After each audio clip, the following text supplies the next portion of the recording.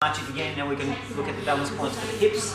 So the hips of the body, we can rotate the body and take it out of its balance position in regards to the control of the person. So the hips themselves, it's easy to actually, we can do two things. Firstly, we can look at the direction of the hips in terms of we can move and push in the direction of the hips that way, or the opposite side in the direction of where the hips are. We can take the moving.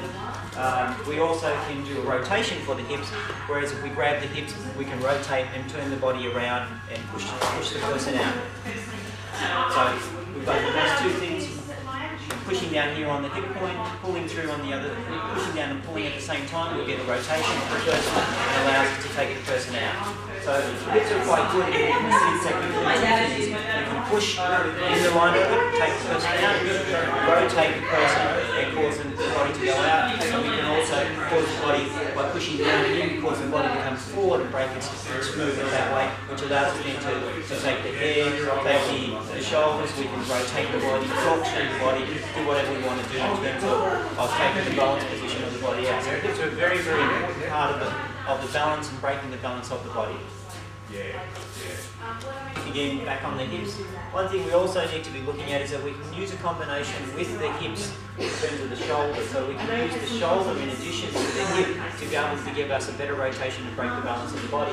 So if we're in here and we've got a grab, it's easy enough we can push down on the hip here and rotate on the shoulder, and we'll cause the body to rotate and break the balance of the body. So we can get that reaction, and it allows us to take the centre of the body and come through and take the person out. So we can either do a rotation inwards as we just saw, or I can take the rotation outwards, putting your hand on the hip, breaking the hip one way and putting the shoulder back the other way.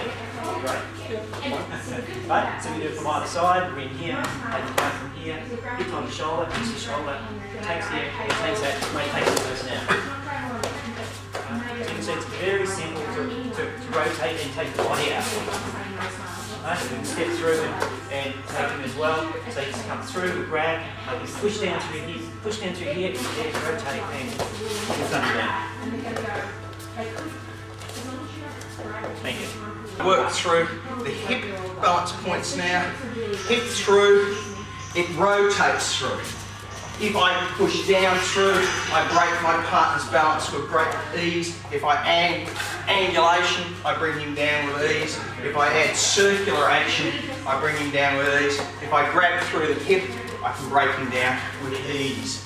If I simply push down in and through, this way breaks him and just causes a partial imbalance. However, if I pull the hip down and through, I can actually pull my partner down with great ease, as opposed to trying to bring the balance back that way. By breaking through the hip balance point, I can always pull a man down with very, very easy method.